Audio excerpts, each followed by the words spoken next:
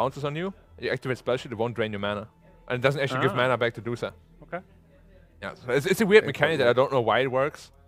And it shouldn't work, but it's Dota 2. Sure. Lots of things work. You still get mana back from the range creep, though. From the range creep, yeah. If it hits you, but like level 1 Snake, for example, only hits 3 targets. Level 2 Snake, only 4 targets. So you gotta be quite selective with how you do it. And of course, you can burn your mana as well. It's not an easy lane for Dusa. So how do you expect them to try to build around Medusa right now? Some Beastmaster stuff. It's not an easy lane for Dusa. Some innate heroes so that how really do you just expect beef up them the to Medusa. try to build around Medusa right now? Anything that can build your Vlad's, Pipes, Crimson Guards, Beastmaster stuff. Some Aura is not an easy lane for carriers, Dusa. some innate heroes So that how do you really stand expect? out.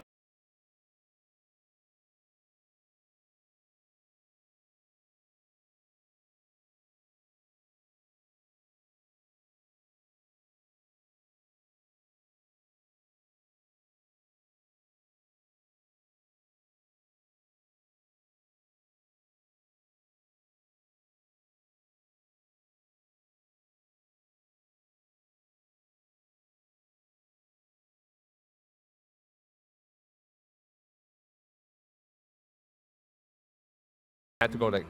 What is, drastic they got measure. Medusa with which hero back in game 1? There was a Sven. Oh, Dusa Medusa Sven. okay. Yeah. Go like. I think they just. What is they got measure? Medusa with which hero back in game 1? There was a Sven. Dusa They don't want to Sven. give maybe VP the same draft in a way. Yeah, that makes sense. Medusa with which hero back in game? You do the same thing, you know, this is VP just Dusa they don't want to Sven. give maybe Yeah. VP the same tier 2 team that you can't just expect to beat them without them making adjustments. Yeah, for sure. How are we feeling so far, though, overall, with what EHOME's been doing? This was obviously the team where it's kind of on them in this draft to really knock this one out of the park. Are we feeling strong with them? Too soon to tell, probably. We don't really know the lane matchups a bit, whether AM can have a good time, since that's the hero that can win them the game right now. They're looking to build around this timing where Anti-Mage comes online with his 2-3 big items and can completely take Medusa out of the game. But getting there is going to be the challenge. They're going quite hard on the Dusa counters. Obviously, now you have the mana drain as well. Lots of disables. Are you picking Lion just for mana drain now? Probably not. I think Lion's a good hero, mana drainer. It's overall, overall good. Obviously, like the best disable on all of Dota. And the lane is not the strongest. Like AM Lion is not a great lane. Yeah, but you also, Coddle or Rubik, are they heroes that can pressure AM? Rubik is quite good because it's just so hard to actually man-fight a Rubik lane. Let's say you have like a Rubik plus a melee hero. You just reduce the damage so much that you're always feeling heavily pressured. But the support duo of Coddle Rubik is a bit awkward to me. I don't like it too much. Seems a bit weird because they're both really forced. Like I think they're going to probably put Solo on the keeper to protect the safe lane and put that, like you say, Rubik +1 off lane with some kind of tanky melee frontliner. I realized recently, like when I was playing a lot, the issue is when you don't have a position for the roams, you don't have like an Earth Spirit or something similar like that. It's so hard to move around the map, and if you lose lanes, you actually can't really get back into the game if you have no one that can properly move around the map. Because like Rubik can do it, but it's not great at it. Just don't lose your lanes, Black. Yeah, just don't lose your lanes. Easy I mean, you've win. got Medusa mid. That's the other thing. Like if you lose your lanes and have a tough time with a Medusa mid, you're in a lot of trouble because that Medusa is just going to go back to Ancients and want to farm. You're not going to have any kind of a playmaker. But just a bit scared for VP here. Obviously, the lanes aren't weak, but if they somehow lose the lanes, the comeback potential is very minimal. Imagine they pick some, Centaur type hero here, maybe. Yeah. I like Centaur just because he bullies the AM a bit with the Retaliate in lane. Centaur Rubik is amazing. Yeah. That lane sounds scary. It gives you a fast-paced playmaker to make space for Medusa. What about Slaughter? I've seen him up and coming recently. Oh, against Anti-Mage, it's great. Tide instead, though. Tide Hunter. A bit more cooldown. I feel like this is less fast-paced than the Centaur or the Slaughter that we're talking about. It's way better for that like mid-game 5-man when Medusa gets her items, but I prefer I prefer the faster pace options, but obviously VP has a different idea. Yeah, they're going like a lot of all-in on team fight. They have like the Will-O-Wisp, they have the Ravage, they have the Stone Gaze. Yep. But the AM could potentially have a very good lane because Tide doesn't pressure AM too much. The Gush is pretty powerful. Like we're almost mostly seeing those level 1 Gushes from Tide now. It's just if you're ever out of mana, you feel so bad as a Tide Hunter. The aim is just going to free farm then. Yeah. It's just way less of a lane bully and not something where you think AM is going to have a really tough time. Yeah, it's a setup for the mid game. Yeah. So leaves things pretty open. We could also see VP go aggro trialing. They could just be picking the Tide for a 1v1 matchup and That's put possible. Rubik, Coddle plus Ramsey's hero against the anti-mage, and then you really do shut him down or put pressure on the AM. Yeah. And then you have like a Tide against a Tiny, something like that, which is completely one-sided for the Tide Hunter. Yeah. Tide Hunter crushes all these meter lineups. Clings. Ah. So they're probably going to put the Clings against the Tide Hunter. At least You don't think they want Klink's mid against Duso? Oh, you're still on the anti-mage mid train. I mean, it's just like... I don't know. It's going to be hard for them if they don't lane the Clings against the Tide. They don't really have many options to beat the Tide. But at the same time, you need Klink's, to beat the Tide, I don't think. and Klink's middle is way better for sure. Yeah. Klink's... But I'm a bit scared for the AM then too. Like, where do you put them? You kind of have to match him against the Tide I think Hunter. you then. want, yeah, if you get AM versus Tide and Klink's mid versus Medusa, those are at least decent lane matchups for EHOME. I'm actually not too familiar with the mechanic. Does Strafe dodge the snake completely or not? Because if it doesn't, it's not great. If it does, it's really good. Yeah, it's a projectile, so in my head it should, but I remember there was one event where Adam were like testing Strafe with like every projectile spell and how it worked. Yeah, some worked, some didn't work. Yeah. It's one of those weird ones, but... All right. Yeah. So we'll figure it out after the game. We'll know how it works, if they lane it. Darkseer, Faith Beyond's here banned out. Yep. I'm expecting 4-position Tiny to come out again. Could be... did Faith Beyond play much Tiny when... He did at the minor, yeah. Okay. One of the best Tiny performances, probably. They played it at position 2, 3, and 4. I think they need him on a playmaker. Like Klink's anti-mage, that was the issue they had last game. They had 3 cores, none of which go around making plays, gank, or do anything. So putting him on the Tiny, or at least something similar that can, like the Centaur type heroes that can come online and create space is important to me. They need a team fighter as well, like a Brewmaster, like a Centaur, or something like that. Like I don't think the Darkseer would have been that amazing for them because it just limits what they can do. Yeah, I agree. But they had a bad experience. How? I mean, I haven't seen Bristle. Is this hero good? Bristol is not a bad hero, but it just feels Yeah. like who's gonna be the playmaker for them? It's The Lion the or support, what? Tiny? the supports again. And last game we saw how that worked out.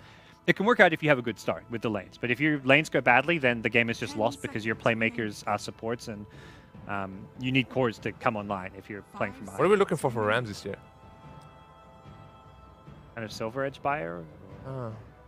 There's not many heroes that are super great against Bristol.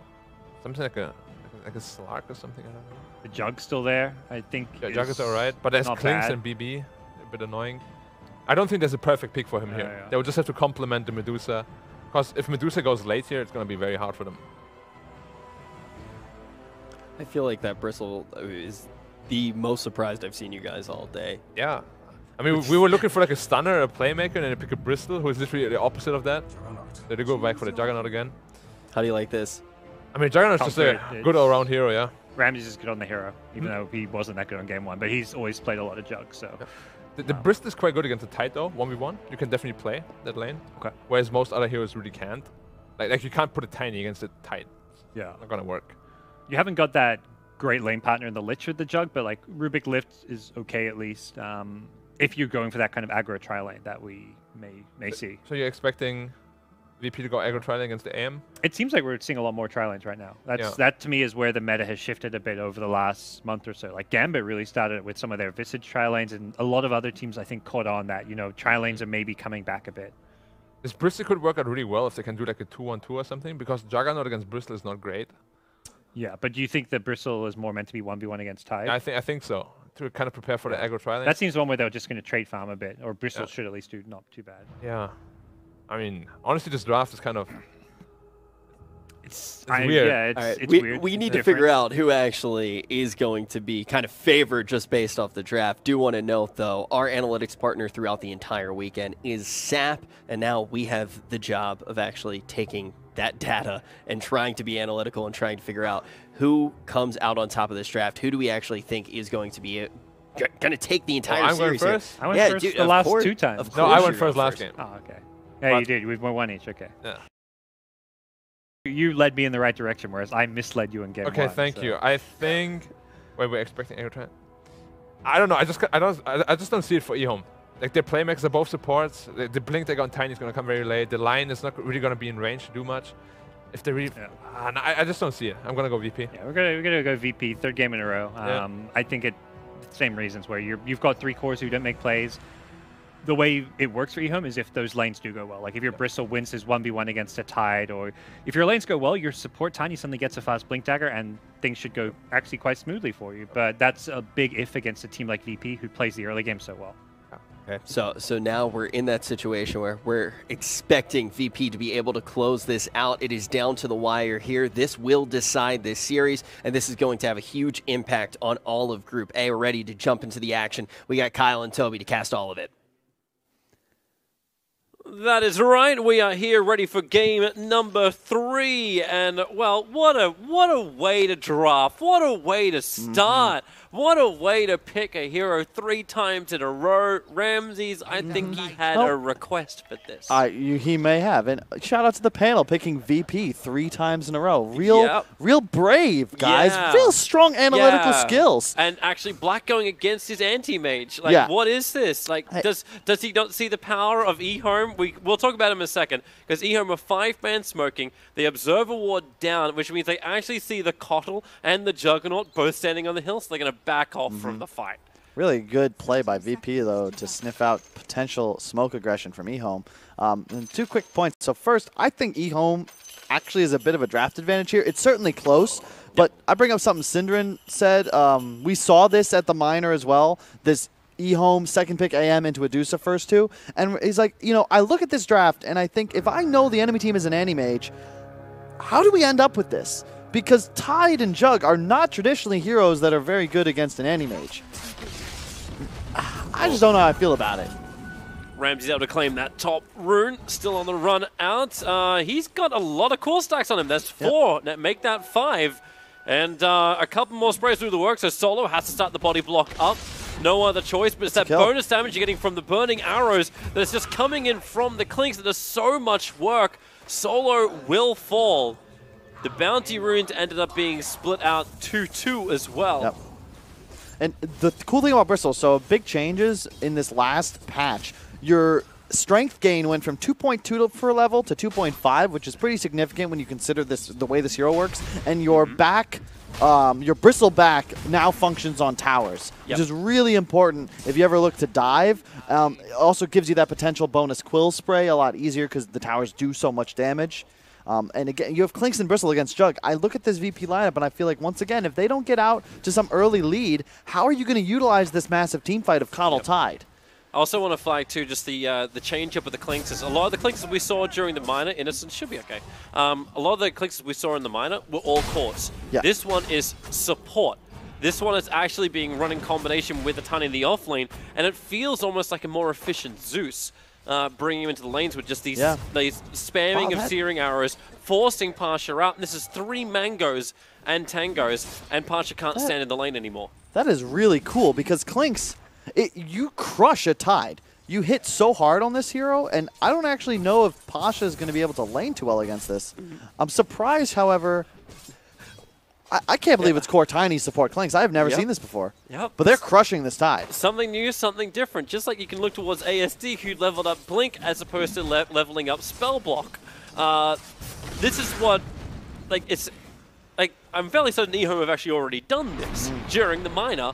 Maybe it's a misclick, but the Spell Block against the Deuce just makes that lane so much better for the AM. Yes, sure, but he gets it now, and look, no one's out of mana. I mean, he just played aggressive, and we don't need to Spell Block anything if the enemy can't cast spells. True. Every game is different, Toby. It's all situational.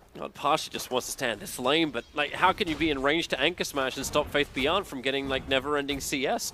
Is like, how many times do you see a melee versus melee lineup being affected so much by this Clinks top lane? Trouble for Ego, spin from Ramsey's really, really good. Impossible to control him when he's underneath the tower. Nothing the Lion can really do to stop him. This is okay, though, if you're EHOME. You expect to lose this top lane. It's a 2v3, but it gets hard to dive Bristle once he hits higher levels, and at a certain point, you mess up once and he gets that nice double kill we've seen so often in these turnaround tower dives. That's it for your top lane, and EHOME just starts running away with it. And I really like this because it also ensures they'll be able to keep this tower alive for longer, because you can sit somebody fat like Bristle instead of the Prophet from the previous game. Rotations coming in from the Clinks. He's got the Arcane Rune. So looking to spam out as much as he can against no one. He's got little to no mana, has not leveled up the shield. He's holding the point. Now he will level up the shield. Top spin once more. Ego taking a lot of damage from just the two supports working together. Roger's going to be careful with the 6 cool spray stacks on him, but when the Illuminate spam comes in, Bristol thought he had a potential for a kill. Rubik, he's lost the stacks, and VP will back up safely. But Klinks is still waiting for this attack in mid, and that's why blink forward, jump in with ASD, a body block up from Tieng.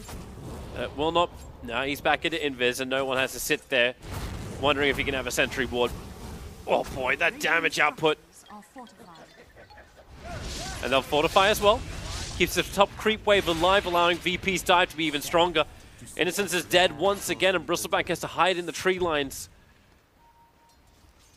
Works out though, because that means the Lion will be able to bring him some more regen. Or no, sorry, he won't. Oh, no, there it is. Okay, I was hoping. It's something that is cool. Whenever doing these 2-on-3 scenarios, it's actually quite fine to trade deaths for enemy health and mana, because you're able to ferry regen to your ally. And mid lane. Yep, they're going again. There's not enough mana, however, on the Klinks. He ran out, and now the Fade Bolt. Roger arrives to kill secure. Spell block from the Anti-Mage, but there's not enough mana for a telekinesis. Now there is with stick charges, but AM will just pick up the regen rune in bottom river. Nice. He's got the Orb of Venom as well, so he's going to look to continue just playing very aggressive onto no one, who once again is out of mana.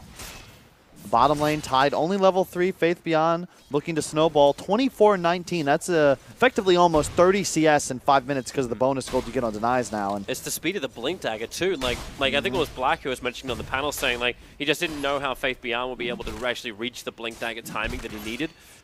This is one way to do it. They're battling for the 5-minute runes, and it looks like Roger's going to lose his life on the bottom one for it. He used telekinesis to throw Faith Beyond away. But yeah, the Klinks was there to rotate and support and give a high amount of damage. But this one I'm worried about for Virtus Pro's lineup. Keeper of the Light, we saw so many times just instantly exploded by a Tiny. How does he stay alive in the engagements? And then you've got this support Klinks who can add a lot of extra damage in. And it can just be, like, I'm not even saying this from the Burning Army. Like, this isn't a Death Pact Klink. This isn't like the old Klinks of days. But we've seen how effective he's been against no one, how effective he's been against Tidehunter. It's cool, too, because it's one of the things I love seeing against heroes like Medusa, like Meepo, that want to just get a certain level and then just farm the jungle unaccosted. Klinks and other Invis heroes do a great job of scouting them out, finding stacks, potentially setting up ganks. It's really effective, especially when you consider that their other support is a Lion, who we can see Innocence wrapping all the way around mid. That's such a long wrap. The Courier's coming in for the mid lane, trying to bring extra items to no one but the Searing Arrows. Stun. This was meant to be Virtus Pro being aggressive. Roger, he already rotated around the side. Blinding Light will push him back. Roger's got some movement speed. And thanks to the pushback on both Innocence and the Klinks, they just can't keep up. But okay, pick him up. And Searing Arrows, what a nice haste rune to have. Play around the edges. And now there's trouble for the Klinks. No ability to go invis. You go up the hill. The Illuminate spam will be able to get the kill. And then Solo, running very low on mana. One more attack will do the job, but then he's got support troubles. Innocence can't stay with him. A blink up, the Mystic Snake will follow ASD up towards the shrine. He didn't burn it, but wait, counterspell. no! Didn't counterspell. Roger just hits him with the Fade Bolt. The shrine's completely useless. They Blinding Light quickly, but Klinks, okay, well, that is actually a bit of a problem. He needs to hit with more Searing Arrows than that to get the kill on Roger. EHOME, I don't know if this is nervous on the major stage, but they need to get their young ones in line.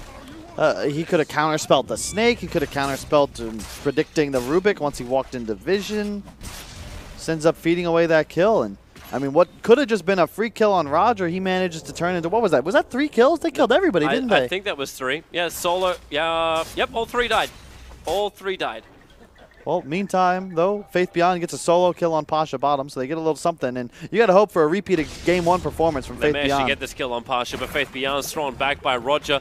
Klinks needs to properly commit to this, but now Ramsey's arriving, going with the Omni Slash, chances down. He actually spreads his Omni Slash across all 3 heroes, but then the isolated Lion dies. That's probably the best scenario for EHOME, because they don't want Faith Beyond to go down. He's so close to finishing that Blink Dagger, and that's going to be that aggression that VP need to be able to counter. And it's a really interesting game so far. I mean, you've got Ego now able to recover top, and that's the downside of this Jug TP, where all of a sudden you go from heavily punishing the Bristle to just sort of in the safe lane, and you don't really match up the same way against a level 7 Tiny. And look at this. Again, the Clinks finding the Coddle, another hero that Clinks is so good against. These Rubik Coddle heroes are so susceptible to being found out by the Invis. And with that double damage and the Searing Arrows level 2, they just burn through the Keeper of the Light so quickly. Yep. Didn't even take a second spell from Faith Beyond, just held on to the toss. By the way, it's 2,400 gold on Faith Beyond. Sure. I think you might just want to go like a straight Echo Saber here to ensure you keep scaling. I think it might be a little early to get a Blink Dagger. Instead of just keeping the hunt going? You want it. I mean, it goes both ways. I can understand a Blink, especially when you have a hero like Clinks that you can capitalize on, because he's just a walking ward. He finds you one of these squishy supports. And actually, you know what? I take that back. Coddle, Rubik, they both immediately die to a combo, and they will the entire game if Faith Beyond keeps up this pace. He TPs towards top lane. He's already burnt the Shrine. He'll pick up the Blink Dagger, and they are looking for top lane fights. Yep. Like, if Solo reveals himself, not even just Solo, Pasha would be enough. Avalanche, toss him up. He's dead before he hits the ground. The one downside of this Rush Blink, though, is that if you look at Faith Beyond, he has no way to stay on map. And that's the downside of playing Tiny in this way. Because if you don't find that kill, there's now nothing really for him to do. He's going to be just wasting time looking to find more heroes until he's able to afford either a bottle or maybe just a bunch of Clarities. Okay, they're pinging out. They know where Innocence is. He walked underneath an Observer Ward to come down to the bottom lane. So just a quick healing ward up. But no Tiny went top, so there's no support there. They pick up the Clinks. Roger moving around the vision, and now perfect dusting up. He knew exactly what was going to happen in this scenario. Ramsey cannot be controlled once he spins. The Feybolt damage is enough. And Clinks is not a tanky hero. Not with that Death Pact. And even for the runes, Innocence just gets Omni Slash down. So this is fantastic for Virtus Pro. A lot of bounties across the board. And what's most important, I think, is that both Ramses and No One are off to good starts. And it just, more than any other team in Dota, I feel like VP is very reliant on a good performance from both their 1 and their 2. You rarely see them take games where they have a scenario where one of them is just completely out of the game. It's just not that type of team. And right now, you're cool. Ramses 4-0, third game in a row on Juggernaut, definitely warming up. Yep. Trying to make this hero a little bit nicer. But there's still, I'm still worried that Virtus Pro are going to be battling against just some damage issues later on. Because they won't be able to keep one of their supports alive. Roger's gone again for a blink in. He stole it from the anti-mage in mid lane. Jumps up and burns the dust on the Clinks. That's the last reveal he actually had on the Clinks, but they had the sentry a little bit shallower in that bottom lane. Lion's coming for a fight. He just smoked up. I think he was in range of the Observer Ward when he went to do this. But it looks like it's actually his own warding mission. He's so close to level 6. I'm surprised he didn't take a tome. Maybe he did use the tome already and just didn't quite get enough XP. He's got 2 Obs Wards. He's not planning either of them. Didn't walk around for it. So they'll wrap around the back and bottom. And that's why Blink in, forward Avalanche toss. Nice kill. Rubik. This is these supports that just cannot survive, but they need the extra stun and control. They get the Hex out. You can even Mana Drain to offer a little bit more slow, but Faith Beyond. Toss coming off cooldown. Ramsey just TPs away to safety.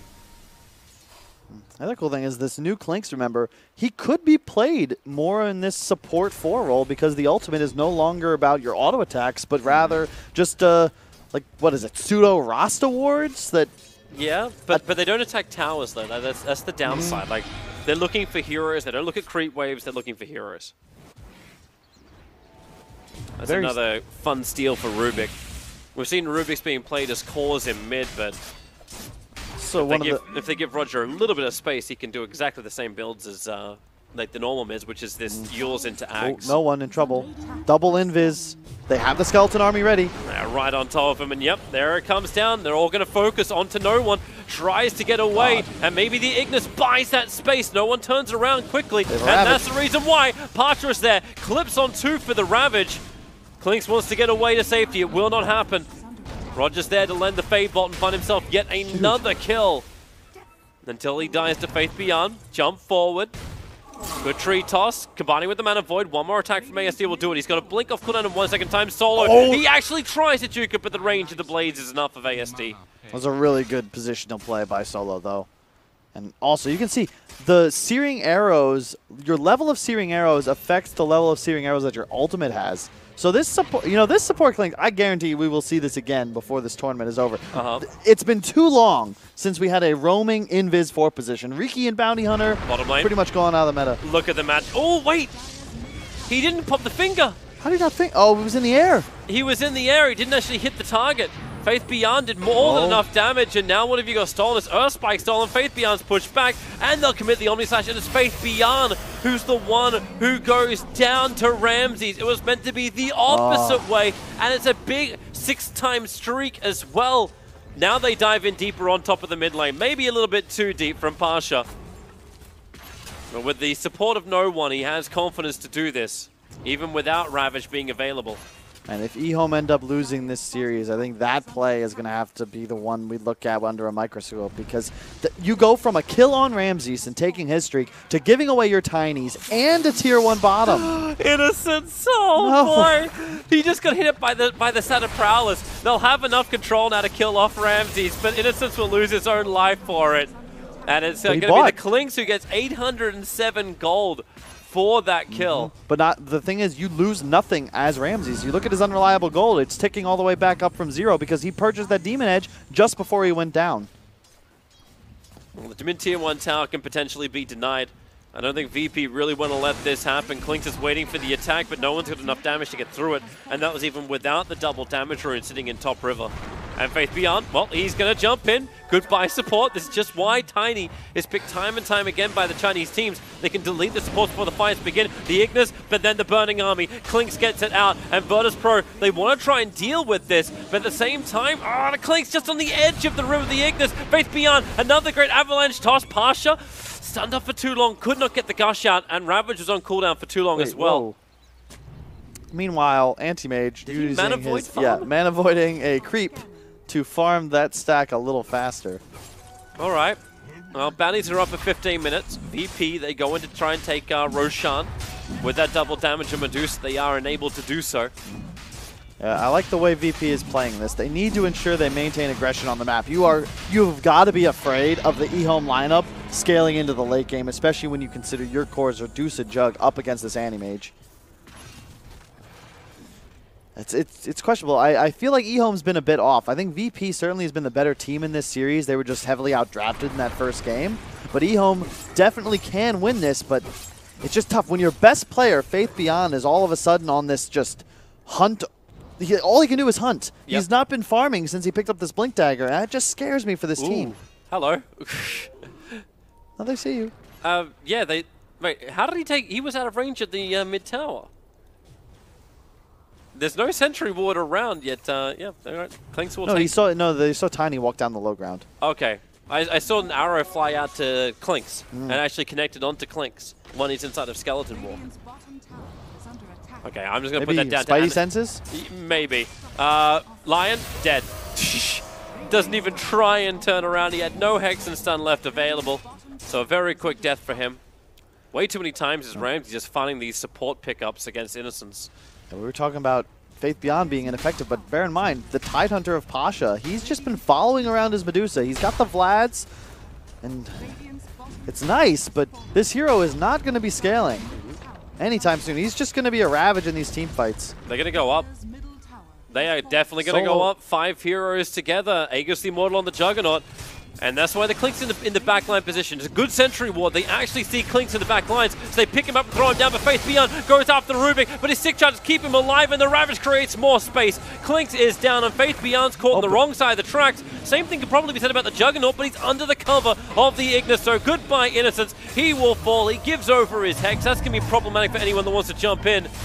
The Ignis will finally wear out. Now remember, ASD is not joining this fight. He's pushing the bottom tower instead. Clinks tries to put the defense up with the Burning Army, but the Avalanche toss combo. Roger dies so much, and the damage on the Ramses is high enough that Ego can keep the pressure up, chasing after Virtus.pro. Faith Beyond has no more mana to keep the chase going, but bottom lane, Anti-Mage has not stopped yet. Now he will. Now he'll back up. As the rest of VP TP home. That's about a 50-50 trade, I would say. You lose the tier 3 if you're EHOME, but there was no way you were going to be able to fight that, and you did get 2 towers bottom in the meantime. So I think you're okay with that as both sides. And bear in mind, EHOME, you have more cores than the side of Virtus.pro. Yes, it's Medusa Jug, but a lot of their timing is around this Ravage, the Vlads, and the Healing Ward. You can see they get these kills, and then they're all full health again, but they weren't able to break the base. And now you get key items over on EHOME. You get the sustain coming in. You've got Hood Vanguard on the Bristleback. Tiny's already proved he can do so much damage, and you said he wanted an Echo Saber. He's got it now, so that's available, and AM is #1 on the net worth. Observers and sentries being planted. Nice blinding light.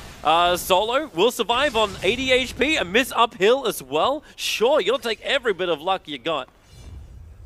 And they smoke up quickly. Virtus Pro want to fight. They're looking for their own opening. Faith Beyond's got his own combo up. Ego's backing away. Is it really going to be Innocence to die again? 0-7 on this line. There has to be a point of diminishing returns, especially as ASD is once again split pushing. The tier 2 tower on top lane is being assaulted as Virtus Pro, they come inside the base. Innocence looks for the stun, not available. Ego tries to put himself between his support and that big core of the Juggernaut.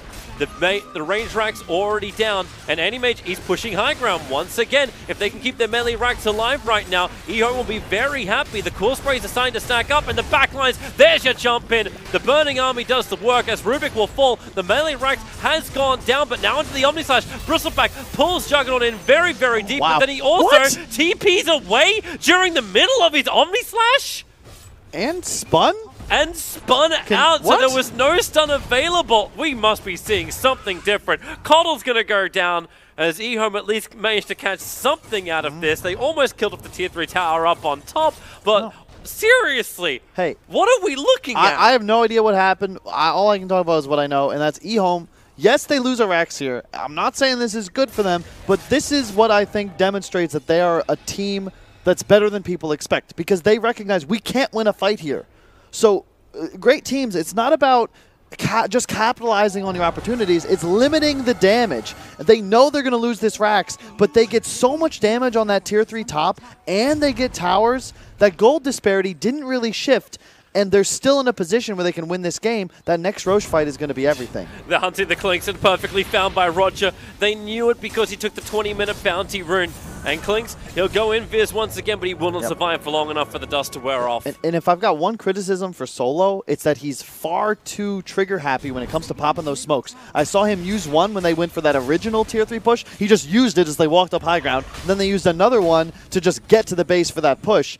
They're now out of smokes, and that's big when you consider they've got a lot of vision that's yet to be placed, and that second Roche fight is going to be critical to determine who actually takes this series. 2 minutes, 30 seconds on a possible respawn.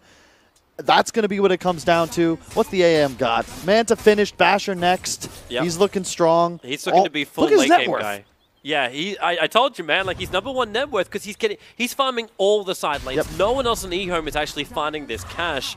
And when the push comes in from Virtus Pro, they come as 5. They're all grouped up together. There's no efficiency farming across the map. I also like the fact that AM has been able to do this without going for the 400 blink range. He's still going to get the 0.25 second blink cooldown, of course, but he went for the 15 agility instead. That means his pushing power and, most importantly, his Manta illusions are going to do a lot more damage. And bear in mind, though, his Tiny and his Bristle are falling off. They're effectively just sitting around being the big watermelons that they are and just catching creep waves where they can, trying to prevent the VP aggression, but AM is going to have to do a lot of the damage for EHOME to win these games. But thankfully, they have heroes like Lion, where if he's able to find any core target, I'm pretty sure ASD just takes him out. If he can survive long enough. True. Very true. Innocence is 0.74. He is the lowest net worth on the field. It has been a very rough time for him in this game.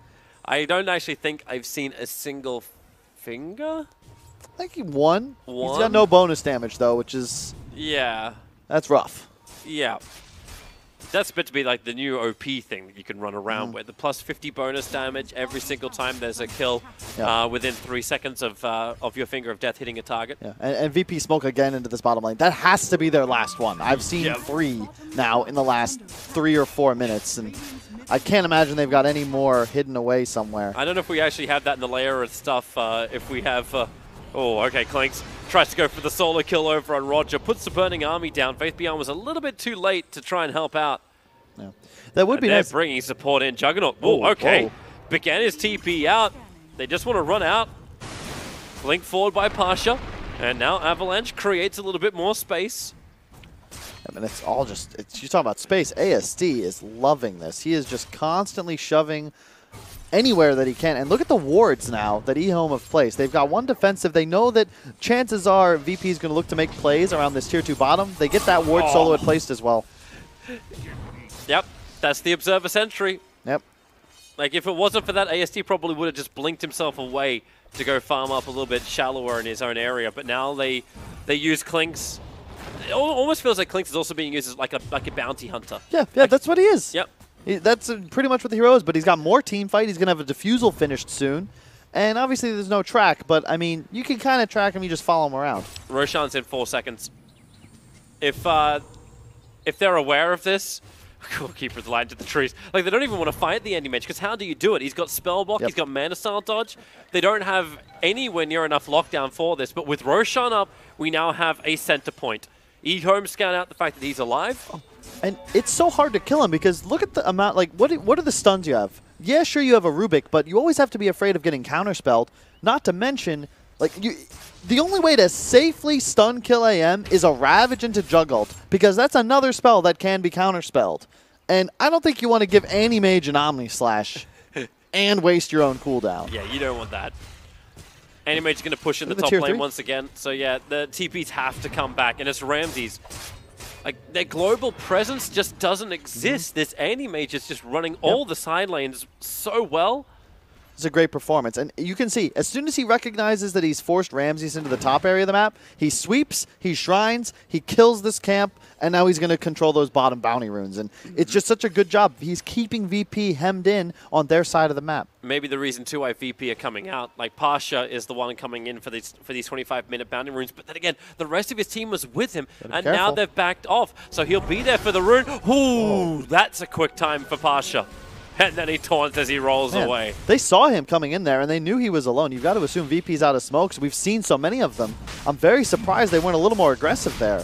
That was a free kill. The illusion of ego that he had sitting in the pit from before instantly scouts out what's going on. ASD is going to continuously pressure in the bottom lane. His TP's on cooldown for 25 seconds. So Ego, is he going to delay this? Faith Beyond found the Keeper of the Light in the back line. Solo is able to get the Ignis off. He'll create a little bit of space, but he still goes down. Buyback in. Ravage creates a little bit more space. Lion can't get him. The Burning Army is in the pit, but the Aegis Immortal is already in the hands of Ramses. Ego is dying, but the Anti-Mage, he's gone inside the base. He's taking the tier 3 tower up on the top lane while the fight continues around Roshan. Faith Beyond on the run, does not have the movement speed, and even the space clear from Innocent Stun will not be enough. But how much damage can Anti-Mage do? Not enough, it seems. He blinks into the tree lines and TPs away to safety all the way back to the fountain. Yep. He's got to be more careful with his Manta usage. He saw Solo, but used Manta to try and maximize his DPS, and then just got blinding lighted. So now his illusions are all missing, and they're dying to the blast upcoming, and he doesn't get any real damage on the racks. And that was possibly a bit questionable from EHOME, because if the Ravage popped on a solo Bristle, you got to assume that if AM's there, maybe he can help out. But, you know, this is the way they want to play the game, and I'm probably completely incorrect, because in reality, the AM advantage we only really feel because he's doing so much damage on creeps and on side lanes. Yep. How do you fight into Jug Dusa both hitting you when you consider that the rest of your team are pretty much a bunch of creeps? Yeah. You can't fight into them, but like, even when you pick off the supports, I always thought like Virtus Pro was going to be weaker. And it seems like VP are always taking these fights with, like, it's still 4v4 because the AM's not there. And they're always smoked. This is, again, like Solo. Like, they just smoked to walk up the lane, and now they're unsmoked. I mean, it's just so strange to me. Maybe it's like a mental thing. VP, like, they get smoked, and like, all right, now we're going to be... They're looking for the pick, or maybe they're using it to scout out the Clinks. Try and find him with the smoke. Good point, good point. Now Ramses, they're going to push up. Remember the Aegis Immortal, they've got to get through this. And AM hasn't pushed the sideline out far enough. Now they're doing this push without Ravage available. Burning Army comes in from the Clink, so the bonus damage is starting to arrive. Roger's already gone down. Ramses still stands its ground against that tower. The stun control. Now with the Stone Gaze, Ramses got extra life thanks to one charge. That's why ASD has to blink away and out of range of that Ignis. Clink's trying to get rid of it himself. Doesn't do enough damage. Not fast enough at least. Now they do, but Faith Beyond, the Avalanche Omni Slash just comes off the Juggernaut. You know he's going to get all his life back, even if he dies after it, but the Blinding Light pushes Ego back down the hill and in range of the Ramses spin. The racks will remain alive for the moment. The mid's already gone down previously, But where's the defense available? Tiny is TPing in. And they jump in. The Basher over on the Juggernaut. Remember, he's still got the Aegis Immortal. No one. He'll consume the cheese, so the life back up for the Deucer. The bottom racks is still up for the moment.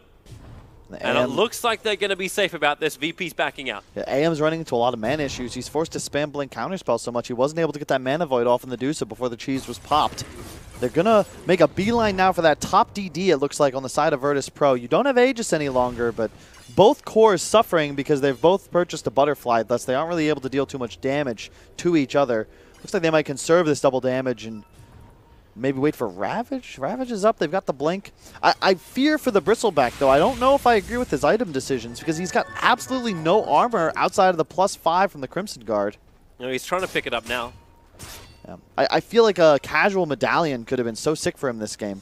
I like this call from Virtus Pro. The line's been drawn. Go straight down mid and then rotate towards the bottom lane. The double damage of the Juggernaut will allow him to mop up these racks so quickly, and this time they fight with Ravage. Yeah, and look at this. They found the Bristle as well. Yep. So Juggernaut starts it off. No fortification available. That's an FaZe Orchid. comes in with the Avalanche and Toss. And Juggernaut, he's still got the Aegis Immortal, and he already burns it. Solo's on the run, back out through the mid. The Burning Army doing some decent work, keeping Pasha's Blink Dagger on cooldown, so he can't just jump in for a quick Ravage. But while Juggernaut spins away, he'll go up high ground. Pasha even blinks away from the attack of Bristle. And the Clinks. ASD TP'd a little early, a little reactionary. He sees the DD and immediately feels like he's got to be back in base. But that was the scenario. Look up top. You know, if he's in that base, he's threatening a Rax potentially, and this is exactly what VP wants. Sure, you're not getting any more of an advantage, but you want to ensure that you're not getting split pushed. And here comes the smoke from EHOME. Remember, Orchid is up on the Tiny, and there's no way for Jug to cleanse it. It's a good scan at least, but of course they know it anyway. They're attacking into the Dire Shrine. No way to pop that off as an hour goes down. Avalanche Toss catches out onto. Now the Ravage pops as well under the cover of the Ignis. Everyone from EHOME cannot go anywhere in the Omni Slash. It was traded off. Anymage was able to spell block it out and now blinks away to safety. It's only a 1-for-1 trade off the mana burn, however, so low. Bristleback's got nothing left in the tank. Clinks is on the run, almost actually I thought it was going to catch that Impale stall from Rubik. Yep. But they're looking to finish up the racks. Fortification is available, however, because they do not have the creep wave with them. Anymage is regenerating as quickly as he possibly can, but here comes Virtus Pro. No Ravage available, no Aegis Immortal, no Omni Slash, but it may not matter when the damage is high enough. The Clinks is looking to be a target, but he goes back into the Invis as AM chases after the Deucer, looking to burn off her own mana. Ramses, now the Mana Starlet's down, his own spin, back up the hill. ASD, he's got enough for a blink back to base, but he's got nothing left in the tank. Virtus Pro still looking to beat through this racks. The creep waves arrived, so no more backdoor regeneration. Both in the mid as well as the bottom, but no, they don't use the glyph. They'll have to look for the fights now. EHOME jumping forward. They're going to use Pasha. He is just going to be the sacrificial lamb, but they know they want more. The Mana Void already consumed. No one will finish his TP out. Oh, wait, that was a very long TP, and it clipped ASD. But they lose a Rax for that, Toby. They had Glyph available. I've got to assume VP did not have the staying power to hang out on that high ground were that shield to come off. And, man, just very strange plays from EHOME, really. I don't think that they needed to play this game in the manner that they have. They're now down the 2 racks, and the main concern is, if you look at their other cores, their Bristle and their Tiny, what's their impact now? Yep. How do you do anything to a Jug and Deucer that have now acquired this much farm? It's like the Tiny is just trying to, like, he can't even jump in and get the support kills. Yeah, but even if he jumps in to try and like get someone out of position by tossing them back, he doesn't have the life because he went for this Orchid build, not a BKB build. It's more, I feel like they're not targeting the right heroes. You aren't going to be able to 100-0 a Jug anymore if your teammates aren't immediately able to follow up. We're talking like AM's blinking in, there's a finger, there's the Clinks, everything. You've got to kill the Coddle. How many times have we seen a fight just completely swing the way of VP the moment that Ignis Fatus goes down? Yep. We're going to quick pause out from EHOME, give them a little bit of time to maybe regain their thoughts. Or not. Or not, yep. We'll just keep going. So at least it's... This Clinks has the ability to get some solo kills. He's going to attempt it right now over on the Keeper of the Light. Burning Army does not care about the Ignis. Omni Slash is out. They find the kill over on the Clinks, and Lion needs some space. They've got a little bit more support rotating over. That's because you had Faith Beyond, but then again the Ravage, it clips over on the Bristleback, but Ravage is down, and ASD gets in the middle of the fight. Stonegaze is out the BKB. Well, Animage thought he was protected, but no, ASD, he blinks out. He does have time to escape. That's 2 fights in a row. AM's caught the Stone Gaze. That can't happen. Avalanche toss once more, looking for the support kill, but the Yule Scepter protects the Rubik. So now it's Tiny, who's in way too deep. Faith Beyond on the retreat, but Juggernaut right on his tail. Starts to spin. He turns for another Avalanche. Can't toss away Anthony. Tiny's dead. Animage, he wasn't able to get back, at least potentially. No, he can't even kill the Courier. He just flew past. Yeah. Virtus Pro want to ensure this game by taking this last lane of racks. Solo is on the way. Mega creeps against EHOME. No burning army, no extra damage. Pasha's getting the mana drained out of him. That's a hell of a lot of damage being done. And, well, they have Mana Void available, but who do they want to go on? The Rubik's being burnt out. The spill damage, not enough. But you've still got Megas for Virtus Pro. If they can get out of this with only 1 or 2 deaths, they're still very happy. And the 1 death is already the Rubik. Yep, you take that. It's Megas, right? I mean, that's pretty much game right there. And unspoken hero in this game, Pasha. Gush is -7 armor in combination with his medallion that is also -7 armor. He has consistently selected the target for his Juggernaut and effectively applied a TA meld Deso hit of -armor. And then, you know, what Ramses just attacks it until it dies and he moves on to the next one. Megas completed, and VP, they start a little shaky, but look like they might close this this one out pretty easily. They look towards the next Roshan. He's a minute away from spawn time, and that will be the extra insurance they require because that's double Ravage. Remember, this is the 3rd Roshan. Refresher Shan's then available. The Cheese and the Jaegers, you already know who they go to with the Deucer and the Juggernaut, respectively. Yeah. So the only choice you have from EHOME now is to try and create enough space. The Abyssal Blade can come in from the Anti-Mage. You give him a little bit more control. In fact, it is now up. Watch those buybacks. It will take one hell of a fight. Animage is still short by 1,300. Buyback on cooldown for the Bristleback. I still don't feel the impact of this line. Even though Innocence hasn't died, he still can't get to the front lines. And problematic as well is that there's a butterfly on both the Jug and the Deucer. This is a nice kill if they can get the kill over on Pasha. The Burning Army's already there, but so much support from Virtus Pro also available. Ravage is not expended. Tiny is dead for another good 50 seconds. They were battling because they knew the battle would come for the 35-minute runes, but ugh. Yeah. This is the concern. When you're look at the heroes of EHOME. Who buys MKB? How do you actually... Oh, this is a nicer target. This is a lot nicer. Blink forward, control the Deucer, burn through her, Mana Void. There's your finger! Well done, well done. A finger is now used and plus 50. Actually, he's got plus 100 now, but that's not the point. Alas, Megas have already been acquired. And if you look, I mean, you can Remember deal what with the Monty them, Python boys always say. What was that? Always look on the bright side of life. True. And also no one expects Spanish Inquisition. Oh, well, that is, I was going to say, they've said a lot of things. Technically, that's a quote from Sliding Doors. None of our viewers will understand that. No, they won't. I'm sorry, everybody. My references never work. Let's talk about dark matter instead. Never mind. I'm not gonna comment because that would draw. Not even gonna. We get into a discussion and then everyone will be upset. Oh, Solo. He's going to buy back. He put the Ignis down on top of Roshan. He was using the Blinding Light to try and delay the attack of EHOME into Roshan. Now Tidehunter totally out of mana. He's got a Gem of True Sight on him. He's trying to bring him in range of the Shrine. Is there enough regeneration to at least give him a Ravage? Pasha, they're just staying right on top of him. And now that's Tidehunter down. 54 seconds on the sideline. The gem is gathered up by the Clinks. And EHOME are going for Roshan. Ego is doing a solo defense inside the Dire base. But this is big for EHOME. It's stopping the double Ravage from being available for Virtus Pro. Yeah. But they're still TPing over. Clinks is watching the TPs. He sees Roger arriving.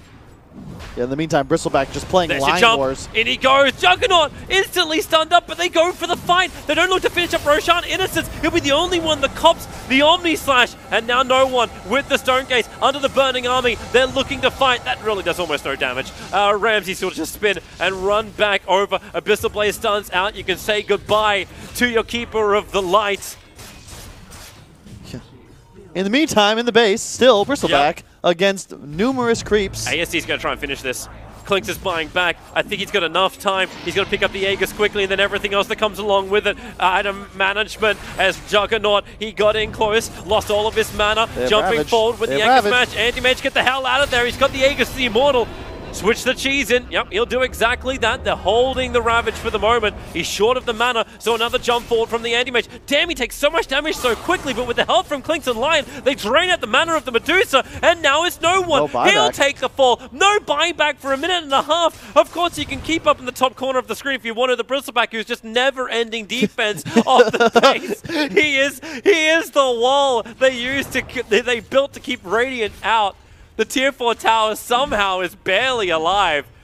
All right, here's the big thing, though. Oh, he's actually going to go bots instead of the MKB. I thought he might finish that first on the Anti-Mage. He's got the Refresher Shard in backpack, which means double BKB, Manta, and Abyssal, but he's having a lot of mana issues in these fights. He can't even... How does he switch the Refresher Shard in during the fight? This is where what we have a big issue with because, you know, it's a fact that most players play worse once they have more than 6 items. Okay, notably me, you, Toby. You know, we get to a point where all of a sudden you're too wealthy, you have too much stuff, and all of a sudden you end up swapping items in and out, and before you know it, you've died. And I only have 3 items on hotkey. Yeah. Everything else must be passive. There's a rapier. There's a DD. There is a rapier queued up inside the Anti-Mage. You're going to have a Radiance as well on the Bristleback pretty soon just to help him continue slaying creeps. It's like, it feels like his whole team is leaking, Toby, and he's just here trying desperately to keep them alive. What can I do to hold the line? Still 10 seconds before Medusa is up. Nice Observer Ward already down, watching the Anti-Mage. They'll get rid of it quickly. And Keeper of the Light, he'll put down a fresh one. Do we? This is a game. Like, it is actually, this is a game. This is a game. There's a 3k gold advantage going the way of EHOME. The swing has been rather sharp, and we actually have the cat ears. We have the proper cat ears in the experience graph. Meanwhile, we have a roller coaster. Oh, out they jump. They put the Lincoln Sphere on the Juggernaut. They're looking just to put Ramses into a fight. Omni Slash and kill one person, but he cannot find... Well, actually, the Klinks will end up finding Ramses out by himself. It's the 40-minute bounty runes. The Klinks just walks in. He's thinking about taking... No Lincolns. And now, well, the jump in from ASD, holding Ramses in position. No, he'll break free. They Lotus Orb him up, and then the BKB trigger. What's going to be stolen? It's going to be a stun. The Burning Army will be taken care of, but AM just goes to pushing in the top lane. Ravage was not expended, but Juggernaut's pretty dry of mana. No, never mind. He's got Keeper of the Light. It's going to come down. You know, VP, they're going to need to win one more fight if they want to win this game. Like, the Megas don't really matter just because of the Bristleback factor. Sure, I mean, this is what he's done the whole game, right? He just held the line. A regular Gimli just standing on high grounds, now desperately attempting to just keep pushing waves. AM, obviously, with those bots, he'll be able to do the same and be able to rejoin his team whenever he desires. They're coming down for Ego right now. Like, Ego has to start backing up before he's finished killing off this wave. ASD's in the neighborhood as well. Oh, all right, Ego. He's going to take it for the team. The Radiants will arrive, but he's isolated, and he's got the entire lineup of Virtus Pro run up. In the meanwhile, on the back lines, ASD jumps in. It's a 1-for-1 trade-off. He'll take out Solo. Avalanche toss. That's a lot of extra damage when Ghost Scepter was meant to be protecting the Rubik, so ASD can go after the Medusa. Not the target he wants, however. They want the Juggernaut. Ravage trying to create a little bit of time to kill off the Anti-Mage, but Spell Block, Blink TP away. Bo's support's down. Oh, Klinks. He is... No, there's no follow-up. No, we're good. We're good. Everyone breathe. Wow. Bots 2 finished on AM. The tier 4 tower's finally dead. That's fine. This is what happens when Bristle dies. You can't take a day off on the border wall. No, you can't. And it's a really tough game to read at this point because Roche isn't really an objective for another 6 minutes or so. But you can feel, I think, VP's lack of smokes. Last 10-15 minutes, they really haven't been able to get aggressive out on the map. They lost the gem, and all of a sudden there's all this dire vision placed around the map, and they have no way to elude it and actually find an opening to kill these EHOME heroes. And they even lost the gem twice, because the Deucer was able to regather it, and then she ended up getting picked off. Courier Snipe, that'll be a little harder to get reinforcements, but too fast. Sentry Ward is down, and Klinks run. Yeah, they have the MKB finished on the Medusa as well. As soon as he gets up to level 25, Splitshot uses modifiers. That's going to be really effective. And all of a sudden, that AM, he will die in the Ravage. Yep. Is there something else, though, that comes in from from the Dire side, also for their talents. Like, we got Searing Arrow that can multi-shot. I don't know if that works with Burning Army, because you are meant to take the bonus damage from Searing Arrows. I have no idea. Yeah, this is still the hero. That's not interaction I've ever seen. This is still a hero that we're learning on the whole new things, like with the new abilities. Yeah. The problem with AM, like I am not an AM expert by any means, but I feel like there's a flaw in his build somewhere. He's running out of mana in every single fight, and with the Mana Void cooldown at level 25, like he's not able to cast enough spells. Like he's always out of mana for this Mana Void. Well, is this also because you goodbye. Say farewell to the Clinks, walked under a sentry ward, and now Gem has been regathered by the Keeper of the Light. Plus 1 second Omni Slash duration up on the Jug now. He just hit level 25, 1000 ping. We've got some lag concerns. 43 minutes and 15 seconds into the game. It'll be okay. I believe in the power of cables and internet.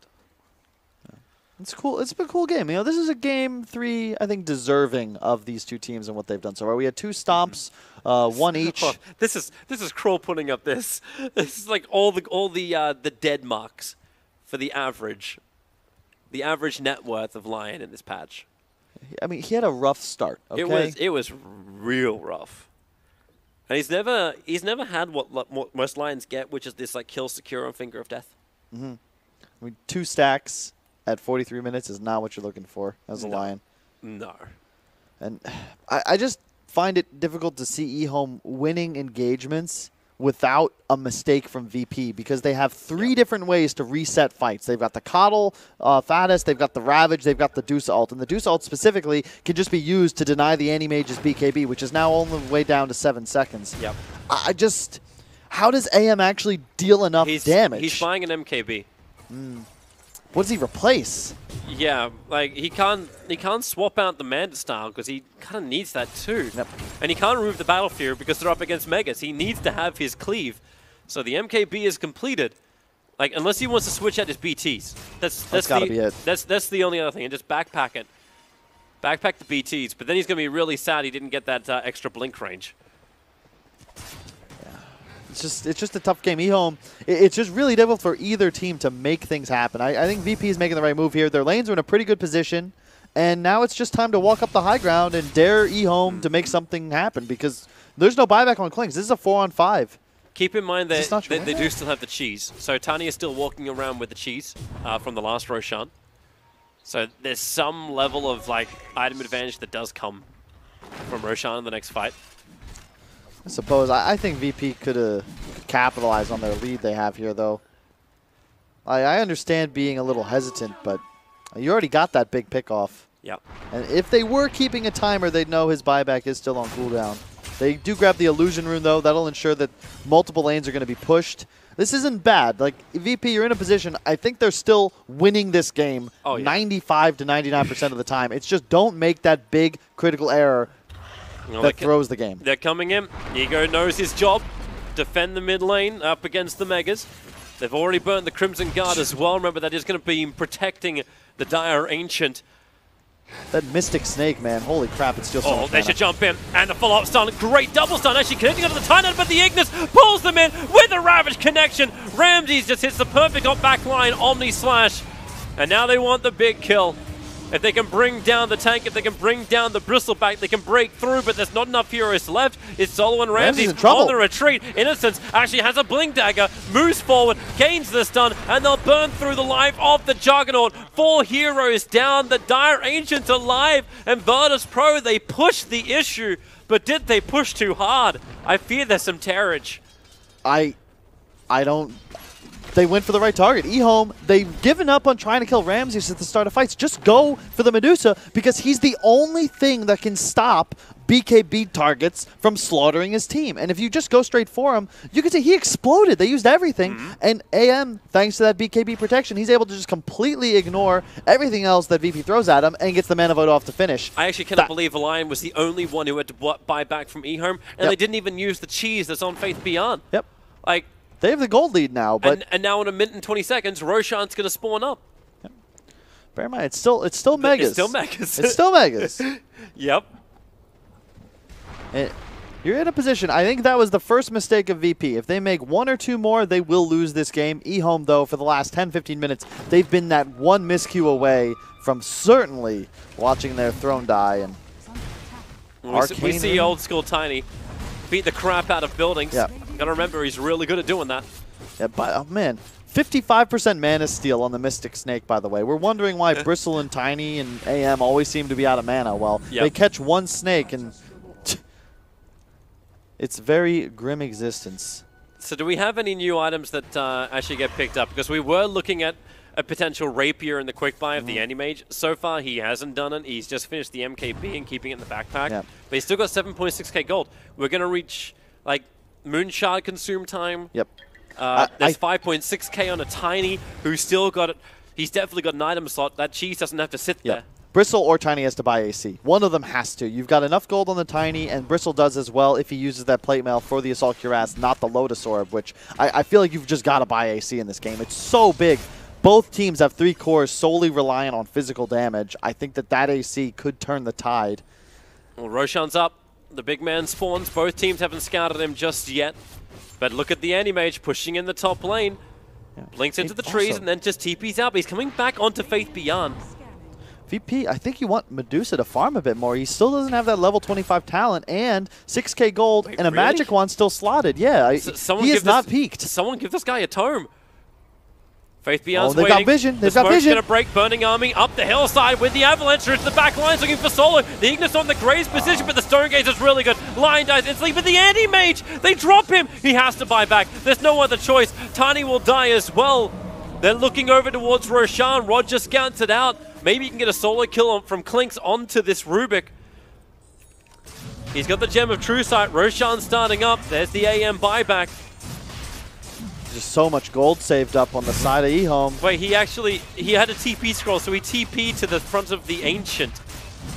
Okay, yeah, this is Roshan going the way of Virtus Pro. That was really anticlimactic. Yeah, and now it's double Ravage, and that whole fight is just because you don't initiate on the Medusa.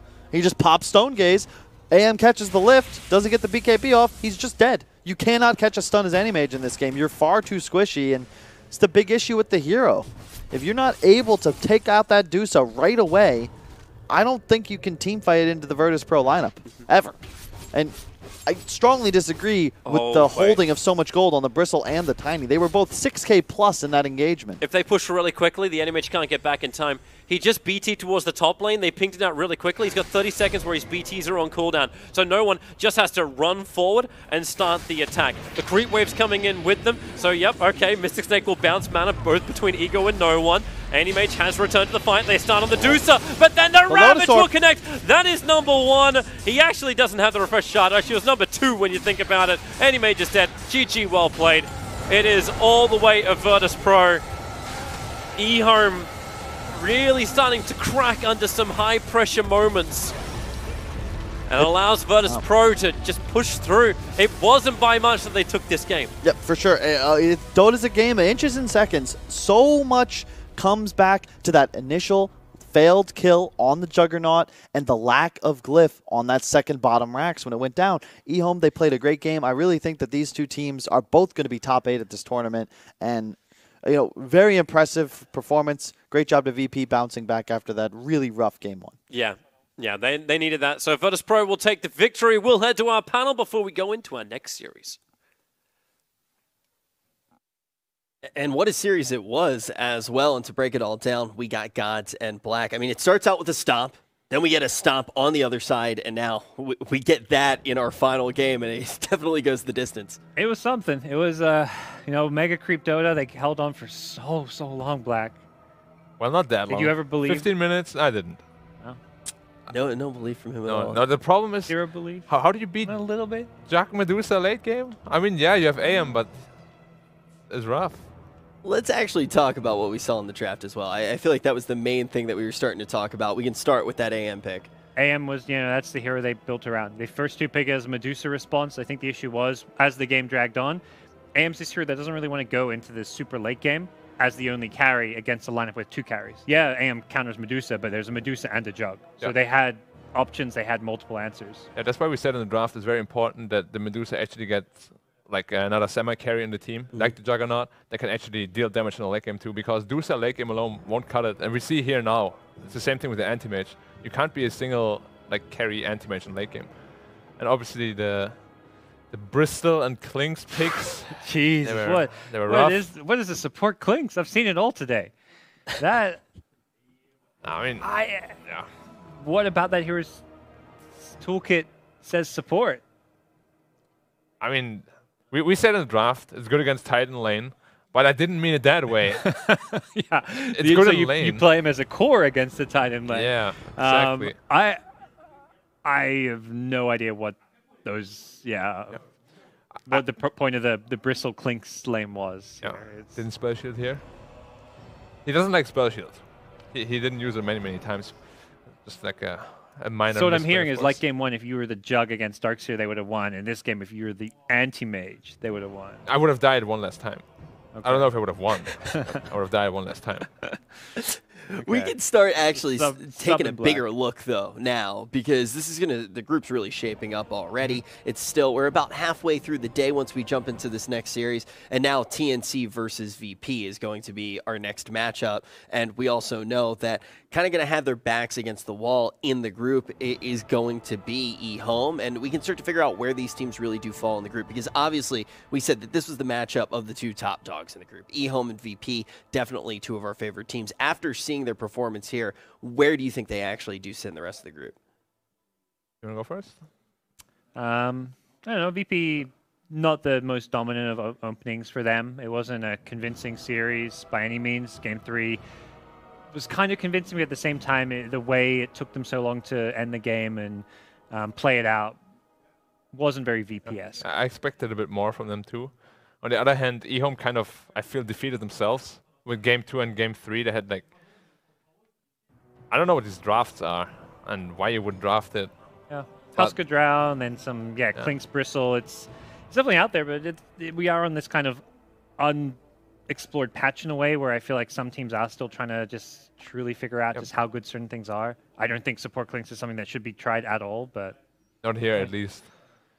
Yeah, and now as we move forward, we're going to have to see, does EHOME continue to employ some of these things that maybe aren't expected here on the panel? But VP versus TNC, definitely going to be an exciting one, and this could be huge for VP. Yeah, I mean, on paper, VP should win that game as well. But, I mean, I'm saying they look quite shaky here, but Parker here says that I'm overreacting. Yeah, it's VP end of the day. These guys happened at the KL Major. Yeah, they didn't have the amazing group stage there, right? Yeah, it was terrible. They barely made it out in top 2, and then obviously went on and won the KL Major. But yeah, I think VP is just, they're warming up. They'll get there eventually. Once they're in playoffs mode, they'll be a completely different team, a completely different beast.